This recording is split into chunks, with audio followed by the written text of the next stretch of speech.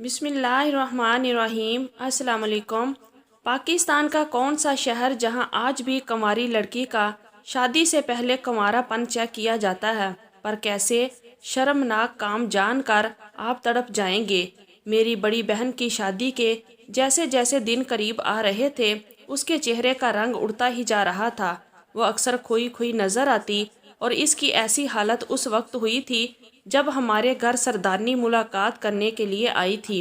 نہ جانے تنہائی میں ان سے کیا بات کہی تھی کہ اس کے جانے کے بعد ہی باجی کی حالت ایسی ہو گئی تھی۔ میں نے بہت دفعہ پوچھا، باجی کیا بات ہے، کیوں پریشان ہو، لیکن وہ کوئی جواب ہی نہ دیتی۔ پہلے مجھے لگا شاید اپنی رخصتی کا سوچ کر فکر مند ہے، لیکن ایک بات میں نے جب اسے پھوٹ پھوٹ کر روتے ہوئے دیکھا تو مجھے لگا کہ بات کچھ اور ہے۔ کیا سردارنی نے باجی سے کچھ کہا ہے؟ ویسے بھی سردارنی کی مسکراہٹ مجھے بہت پراسرار معلوم ہوتی تھی، لیکن میرے لاکھ پوچھنے پر بھی باجی نے کچھ نہیں بتایا۔ باجی نے ہنسنا، بولنا، کھانا پینا سب کو چھوڑ دیا تھا۔ علاقے کی عورتیں گانا گانے، رقص کرنے ہمارے گھر آتی، لیکن باجی کا تو ان سب چیزوں میں دل نہیں لگتا تھا، جبکہ باجی تو وہ تھی جو دوسروں کی شادی پر بھی خوب ہنگامہ کرتی تھی۔ باجی کی حالت دیکھ دیکھ کر میں بہت زیادہ پریشان رہنے لگی تھی، اور اماں سے کئی دفعہ میں نے باجی کے بارے میں بات کی، لیکن اماں مجھے جھڑک کر کہتی کہ بڑوں کے معاملے میں نہ پڑا کرو، شادی بیاہ کے معاملات سے دور رہو، تم ابھی بچی ہو، جب تمہارا وقت آئے گا تو تمہیں خود ہی ہر بات کا پتہ چل جائے گا۔ اماں کی یہ بات سن کر میں حیران رہ جاتی۔ پھر ایک رات اماں نے باجی سے کہا، تیار ہو جا، آج ہمیں جانا ہے۔ اماں کی بات سن کر میں حیران ہوئی کہ رات کے 10 بج رہے تھے اور ہمارے علاقے میں عورتیں مغرب کے بعد باہر نہیں نکلتی تھی۔ پھر اماں کہاں جانے کی بات کر رہی تھی؟ اگر بڑے سردار کو پتہ چلتا تو بہت کڑی سزا دی جاتی۔ اس سے پہلے کہ میں اماں سے پوچھتی کہ وہ باجی کے ساتھ کہاں جا رہی ہیں، باجی زاروں کی طرح رونے لگی اور اماں سے کہنے لگی، میں نہیں جاؤں گی آپ کے ساتھ، مجھے کہیں نہیں جانا، مجھے بہت ڈر لگ رہا ہے۔ اماں نے باجی کو پیار سے پچکارا اور کہنے لگی، ایسا بھی کیا ہو گیا ہے، ہر لڑکی جاتی ہے، تو کون سی انوکھی ہے، چل جلدی سے باہر آ جا۔ اماں باجی کو برقع پکڑا کر باہر نکل گئی تو میں نے حیرت سے باجی سے پوچھا کہ اماں آپ کے ساتھ اتنی رات کو کہاں جا رہی ہیں؟ باجی میرے گلے لگ گئی اور سسک سسک کے رونے لگی، اور باجی کا رونا مجھ سے برداشت نہیں ہو رہا تھا۔ باجی کمرے سے باہر نہ نکلی تو اماں دوبارہ اندر آئی اور غصے میں کہنے لگی، رانی تو نے عجیب تماشا لگایا ہوا ہے، چل جلدی۔ اماں باجی کو زبردستی گھسیٹتی ہوئی لے گئی اور میں پریشانی سے ان کی واپسی کا انتظار کرنے لگی۔ آج سے پہلے کبھی ایسا نہیں ہوا تھا کہ ہمارے گھر سے اماں اور باجی رات کے وقت کہیں نکلے ہوں، اور نہ ہی ہمارے علاقے میں اس بات کی اجازت تھی، جہاں بہت زیادہ عورتوں پر سختی ہوا کرتی تھی، اور ہمیں تو بہت خوف محسوس ہو رہا تھا۔ گھنٹے پہ گھنٹہ گزرتا گیا، لیکن اماں اور باجی لوٹ کر نہ آئی، اور پھر فجر کی اذانوں پر باجی اور اماں گھر لوٹی تو میری جان میں جان آئی، لیکن ساتھ ہی باجی کی حالت نے میرے ہوش اڑا دیے۔ باجی کا چہرہ رو رو کر سرخ ہو چکا تھا اور ان کی چال میں بھی بڑی لنگڑاہٹ نظر آ رہی تھی، اور جیسے ہی انہوں نے اپنا برقع اتارا ان کے کپڑے مجھے جگہ جگہ سے خون آلودہ نظر آئے۔ میں نے گھبرا کر باجی سے پوچھا، یہ کیا ہے، آپ کہاں گئی تھی؟ لیکن باجی کی جگہ اماں نے میرے سوال کا جواب دیا اور کہنے لگی، کنواری لڑکیاں ایسے سوال نہیں کرتی، جب تیری باری آئے گی تجھے خود پتہ چل جائے گا، اور خبردار تو نے کوئی بھی بات اپنی کسی سہیلی کو بتائی تو اماں مجھے دھمکی دے کر کمرے سے نکل گئی، اور میری نظر باجی کے چہرے پر ٹھہر گئی۔ ایسا لگ رہا تھا جیسے وہ کسی قیامت سے گزر کر آئی ہے۔ باجی نے کوئی بات نہ کی اور کپڑے بدل کے سونے کے لیے لیٹ گئی، لیکن میں اچھی طرح جانتی تھی کہ میری بہن ہرگز بھی سو نہیں رہی، اس کا وجود سسکیاں بھر رہا تھا، تو اور میں اس بات کو محسوس کر رہی تھی۔ اماں باجی کو لے کر کہاں گئی تھی اور باجی کے ساتھ کیا ہوا تھا، یہ ایسے سوال تھے جنہوں نے میری نیند اڑا کر رکھ دی تھی۔ اس رات کے بعد باجی کا ایک الگ ہی روپ دیکھا اور ان کی زبان کو تالا لگ گیا تھا۔ وہ باجی جو پہلی شادی کو لے کر بہت خوش تھی، اب اس کے چہرے پر خوشی کا کوئی تاثر نظر نہیں آ رہا تھا، اور میرے اور باجی کے درمیان 2 سال کا ہی فرق تھا۔ وہ ہر بات مجھے بتایا کرتی تھی، لیکن پہلی بار ایسا ہوا تھا جب باجی نے مجھ سے کچھ نہیں کہا۔ جبکہ میں یہ بات اچھی طرح جانتی تھی کہ باجی کے ساتھ کچھ غلط ہوا ہے۔ رخصتی کے وقت باجی میرے گلے لگی تو رو رو کر کہنے لگی کہ تم شادی سے پہلے کسی رسم کی بھینٹ نہ چڑھنا۔ باجی کی بات مجھے سمجھ نہیں آئی اور وہ ہمیشہ کے لیے چلی گئی۔ ہمارے علاقے میں لڑکی کی شادی ہونے کا مطلب یہی تھا کہ وہ سوائے دکھ اور خوشی کے کبھی پلٹ کر اپنے میکے نہیں آتی تھی۔ باجی دوسرے علاقے رخصت ہو کر گئی تھی۔ ان کی شادی کے بعد ان کی شکل دیکھنے کے لیے کسی خوشی یا غمی کا انتظار کرنا ہوگا۔ باجی کے جانے کے بعد جب میں تنہا ہوئی تو مجھے باجی کا پھوٹ پھوٹ کا رونا یاد آتا۔ پتہ نہیں کیا بات تھی جو انہیں اس قدر تکلیف پہنچا رہی تھی۔ اماں انہیں کہاں لے کے گئی تھی یہ بات راز رہ گئی تھی۔ میں نے کئی دفعہ باتوں باتوں میں اماں سے جاننا چاہا، لیکن اماں بہت آسانی سے بات پلٹ دیتی۔ باجی کی شادی کے 2 مہینے بعد ہی میری سہیلی کی شادی کا وقت آیا تو وہ بھی پہلے پہل تو بہت خوش تھی، لیکن جیسے جیسے شادی کے دن قریب آنے لگے میں نے اس کے چہرے کو بھی پیلا پڑتا دیکھا۔ میں جب بھی اپنی سہیلی کے پاس جاتی اور اسے پوچھتی فرزانہ تجھے کیا ہو گیا ہے، اچھی بلی تو تھی، اب کیا پریشانی ہے، وہ خاموش رہتی، کچھ نہ بولتی، کبھی کبھی تو رونے لگ جاتی۔ اور پھر جب اس کی شادی والے دن میں اس کے گھر گئی تو مجھے اس کا چہرہ بالکل بدلا ہوا معلوم ہوا۔ نہ چہرے پہ کوئی خوشی تھی نہ ہی کوئی رنگ، ایسا لگ رہا تھا جیسے وہ بالکل ختم ہو چکی ہو۔ اسے ہلایا اور پوچھا فرزانہ کیا بات ہے، تو شادی سے خوش نہیں؟ وہ میرے گلے لگ گئی اور بالکل ایسے ہی روئی جیسے باجی روئی تھی۔ میرا دل دہل گیا، کیا ہو رہا تھا جس کے بارے میں مجھے کچھ علم نہیں تھا۔ جب اس نے مجھے کچھ نہیں بتایا تو میں نے اس کی اماں سے پوچھا چاچی کیا بات ہے، اسے کیا ہو گیا ہے؟ میری بات سن کر چاچی ہنسی اور کہنے لگی سب لڑکیاں ایسی نہیں ہوتی، رخصتی کے دن انہیں اپنے ماں باپ کی فکر ستانے لگتی ہے۔ میں نے فرزانہ کو تسلی دی، لیکن اس نے مجھے بہت عجیب سی بات کہی کہ کبھی تو شادی نہ کرنا، ہمارے علاقے میں شادی کرنا بھی گناہ ہے، تو یہ گناہ تو نہ کرنا۔ اس کی بات میری سمجھ سے باہر تھی۔ شادی ایک سنت عمل ہے اور ہر کسی کو ایک نہ ایک دن کرنی ہوتی ہے، پھر وہ مجھے ایسی بات کیوں کہہ رہی تھی کہ ہمارے علاقے میں شادی کرنا گناہ ہے؟ میں بہت زیادہ الجھ گئی تھی اور پھر میری پکی سہیلی بھی آنسو بہاتے رخصت ہو کر چلی گئی۔ لیکن کہیں نہ کہیں یہ بات میرے ذہن میں بیٹھ گئی کہ شادی سے پہلے علاقے میں کچھ ایسا ضرور ہوتا ہے جو ٹھیک نہیں ہے۔ مجھے اپنی بہن کی بہت یاد ستاتی تھی اور پھر ایک دن میرے لیے باجی کے علاقے سے ایک رشتہ آیا اور ابا کو لڑکا پسند آ گیا۔ کہنے لگے کہ تمہارے تایا نے بھی بہت تعریف کی ہے، بس اپنی افشاں کی شادی یہاں ہوگی۔ میری شادی کی تیاریاں شروع ہو گئی اور میں خوش ہونے کی بجائے باجی اور فرزانہ کو یاد کرنے لگی۔ کچھ تو ایسا تھا جس کی پردے داری تھی اور بہت جلد وہ بات مجھ پر بھی کھلنے والی تھی۔ اماں نے اکیلی ساری تیاریاں کر لی تھی۔ آس پڑوس کی عورتیں ملنے آتی تو مجھے چھیڑتی یا پھر بہت عجیب سوال پوچھتی ہیں، افشاں بتا تو پاک دامن تو ہے نا، ماں باپ کی ناک تو نہیں کٹوائے گی؟ ان کی یہ باتیں مجھے بہت عجیب لگتی تھی۔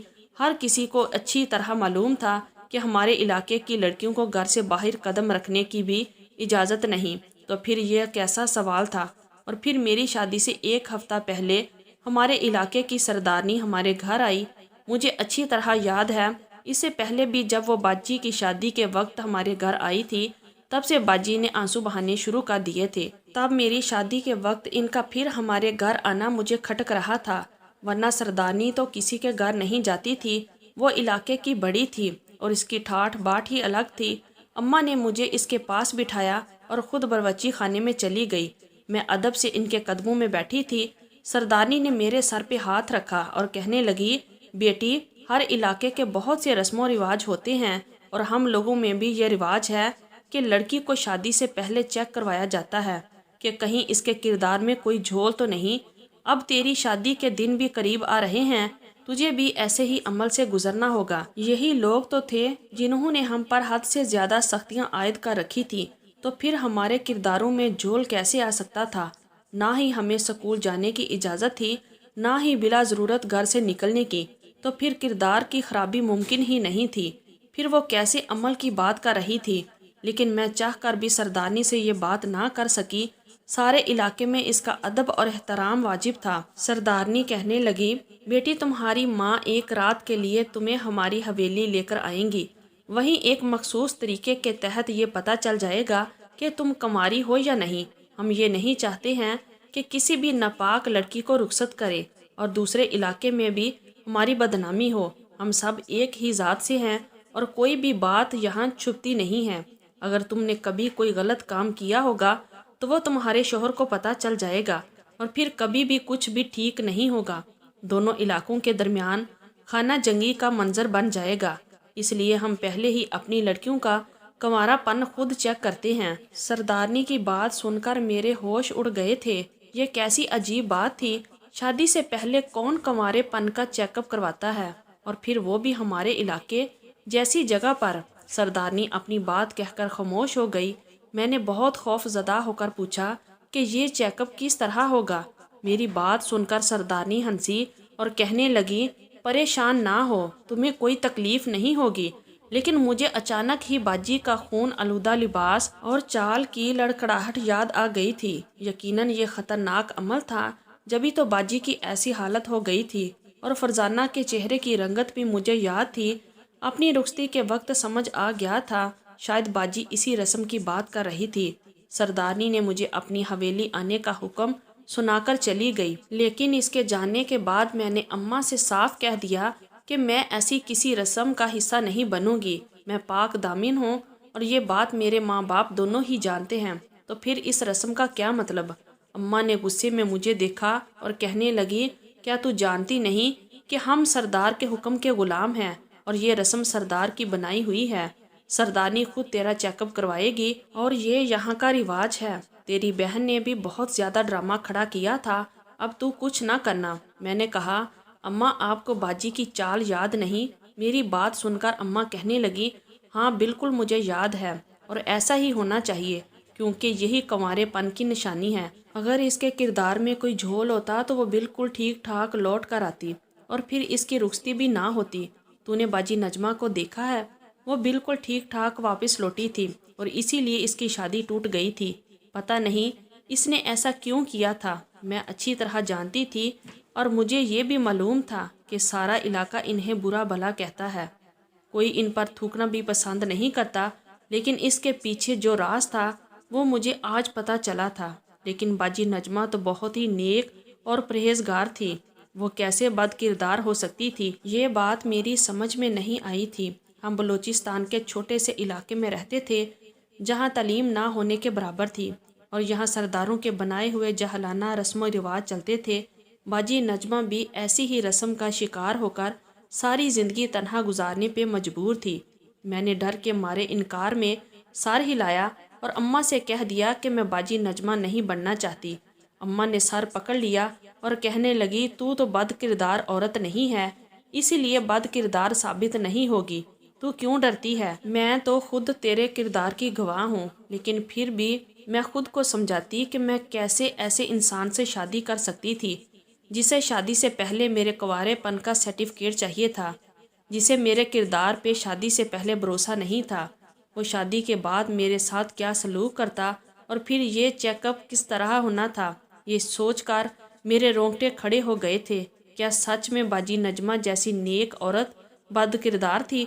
मुझे किसी पल सुकून नहीं आ रहा था और मैं हर पल अंदर ही अंदर घुटती जा रही थी। मैं कमरे में तन्हा रह गई थी और अम्मा तो इतनी संग दिल हो गई थी, इसे मेरे रोने धोने से कोई फ़र्क ही नहीं पड़ रहा था। वो बस यही कहती कि यहाँ रिवाज है और तुझे भी इस तरह से इनको अदा करना होगा। जैसे जैसे शादी के दिन करीब आ रहे थे, मेरे चेहरे का रंग पीला ही पड़ता चला जा रहा था। मैंने खाना पीना तक छोड़ दिया था और मेरी बहन भी लौट कर नहीं आई थी कि वो बारात के साथ शादी के वक्त ही आएगी, और मैं इस बात पर बहुत अफसुर्दा थी। मेरा दुख बांटने वाला कोई नहीं था। शादी से ठीक 2 रात पहले अम्मा मेरे कमरे में आई, कहने लगी, चल अफशां तेरी बारी आ गई है, बुर्का पहनकर तैयार हो जा, हमें बड़ी हवेली जाना है, सरदारनी तेरा इंतज़ार कर रही हैं। मैंने अम्मा को साफ इनकार कर दिया कि मुझे नहीं जाना, कि अम्मा तो अपनी बात की पक्की थी। कहने लगी, अगर तू अपने पैरों पर चलकर नहीं जाएगी तो तेरे बाप से कहूँगी तुझे उठाकर हवेली फेंक जाएगा। ना चाहते हुए भी मैं बुर्का पहन के अम्मा के साथ घर से निकल गई। तब मुझे अपना वजूद बिल्कुल बेमायनी महसूस हो रहा था। हमारे इलाके में औरत ज़ात को पहले भी कोई इज़्ज़त हासिल नहीं थी, लेकिन इस चेकअप के बाद तो मुझे लग रहा था कि मैं मट्टी में मिल जाऊंगी। ऐसा लगता था जैसे औरत होना गुनाह है। इस माशरे में औरत की कोई इज्जत नहीं होती। जैसे तैसे मैं अम्मा के साथ लड़खड़ाती कदम उठाती हवेली पहुंच गई। मुझे देख के बड़ी सरदारनी मुस्कुराई और अम्मा से कहने लगी, तुम बैठक में बैठो, मैं तुम्हारी बेटी को लेकर जा रही हूँ। अम्मा सर हिलाकर फर्श पर ही बैठ गई थी और बड़ी मालकन मुझे बाजू से पकड़कर अपने साथ हवेली के कमरे में ले गई। इन्होंने मुझे बिस्तर पर बिठाया और कहने लगी कि यहाँ तुम्हारे कुंवारेपन का चेकअप होगा, लेकिन तुम जितना ज़्यादा शोर मचाओगी तुम्हें इतनी ही तकलीफ़ होगी, इसलिए खामोशी से सब कुछ बर्दाश्त करना। और ये चेकअप किस तरह होता है, बाहर जाकर किसी और को इस बारे में नहीं बताना, क्योंकि इस तरह तुम्हारी ही इज्जत ख़राब होगी। कुंवारेपन के चेकअप के लिए कुछ ऐसा करना ही पड़ता है जो दूसरों को बताया नहीं जा सकता।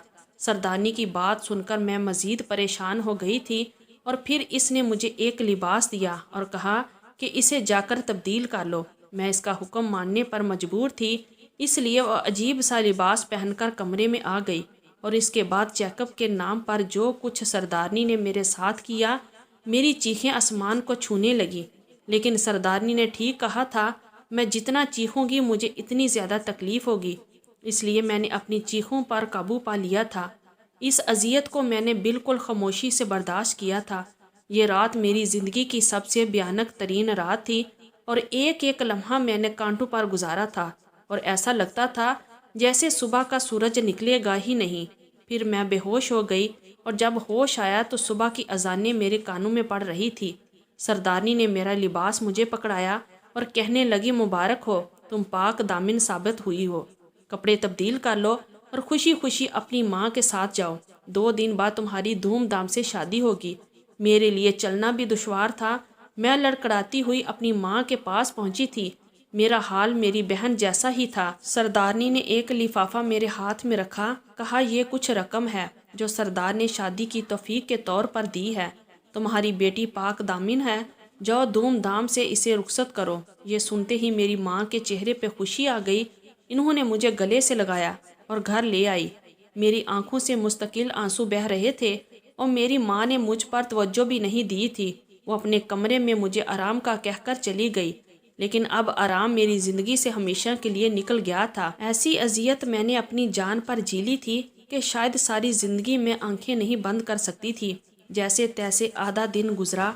मैंने अम्मा से कहा कि मैं पिछली गली वाली खाला के घर जाना चाहती हूँ, वहाँ मेरी दोस्त रेशम रहती थी। इसलिए अम्मा ने इनकार ना किया, कहने लगी, चली जा, लेकिन फिर शाम से कहीं बाहर ना निकलना, पता है ना तेरी शादी का दिन आ गया है। मैं खामोशी से घर से निकल गई, लेकिन मेरी मंजिल रेशम का घर नहीं थी, बल्कि मैं तो बाजी नजमा के घर की तरफ जा रही थी। मैं नहीं जानती थी कि मेरे कदम इस तरफ क्यों उठ रहे हैं, जहाँ सारा गांव थूकना भी पसंद नहीं करता। जब मैं इनके घर में दाखिल हुई तो वो जाए नमाज पर थी। मैं इनके पास जाकर बैठ गई। खुद ब खुद मेरी आंखों से आंसू बह रहे थे। इन्होंने मेरे सर पे हाथ रखा। मैंने बस इनसे इतना ही कहा कि मैं रात कुंवारेपन का चेकअप करवा कर आई हूँ। ये सुनते ही इनके चेहरे का रंग उड़ गया, इनकी आंखों से आंसू बहने लगे। वो रोते हुए कहने लगी कि मैं चाहकर भी इस इलाके की लड़कियों को बचा नहीं पाती। मैं क्या करूँ, कोई मेरी बात पे यकीन नहीं करता। मैं जानती हूँ कि रात तुम्हारे साथ क्या हुआ होगा। मेरे साथ भी कुछ ऐसा ही होने वाला था, लेकिन मैंने हिम्मत दिखाई और वहाँ से भाग निकली। इसलिए आज तक बद किरदार होने का दाग अपने दामन पे सह रही हूँ। मुझे मालूम है सरदारनी ने कुंवारेपन के चेकअप के नाम पर तुम्हें अपने पागल बेटे के हवाले किया होगा और इसने तुम्हारे साथ अपनी हवस पूरी की होगी। वो औरत इतनी ही जालिम है, अपने पागल बेटे की तस्कीन के लिए गांव की मासूम लड़कियों को निशाना बनाती है और यहाँ की जाहिल औरतें और मर्द इस बात को समझ ही नहीं पाते। कोई नहीं जो जुल्म के खिलाफ आवाज़ उठा सके। मैं भी नहीं उठा सकी। बाजी नजमा ने मेरे सर पे हाथ रख के दुआ दी और कहने लगी, मैं चाहकर भी तुम्हारे लिए कुछ नहीं कर सकती। फिर मैं चुपचाप घर लौट आई। मैंने एक नज़र अपनी भोली बाली माँ को देखा था, जो सरदार और सरदारनी जैसे मकार लोगों के हाथों बेवकूफ़ बन रही थी। وہی نہیں بلکہ علاقے کے سارے ہی لوگ ان کے اشاروں پہ اندھے ہو کر ناچ رہے تھے اور کسی کو بھی حقیقت دکھائی نہیں دے رہی تھی۔ 2 دن بعد میری بارات آئی اور میں بھی خاموشی سے رخصت ہو کر دوسرے علاقے پہنچ گئی۔ آج میں حاملہ ہوں اور دن رات یہی دعا کرتی ہوں کہ خدارا میری گود میں بیٹی نہ دینا، کیونکہ ہمارے علاقے میں بیٹیوں کو نہ ہی کوئی حیثیت حاصل ہے، نہ ہی عزت، نہ ہی تعلیم حاصل کرنے دی جاتی ہے اور نہ ہی انسان سمجھا جاتا ہے۔ آپ لوگ ہمارے حق میں دعا کریں، کیونکہ ہمارے لیے آواز اٹھانا تو شاید اس پورے ملک میں کسی کے بس میں نہیں۔ تو دوستو، یہ تھی میری آج کی کہانی۔ امید ہے آپ کو آج کی کہانی پسند آئی ہوگی۔ اگر پسند آئی ہے تو پلیز ویڈیو کو لائک کیجئے اور ہمارے چینل کو بھی سبسکرائب کیجئے اور کمنٹ باکس میں اپنی رائے کا اظہار ضرور کیجئے۔ شکریہ۔ اللہ حافظ۔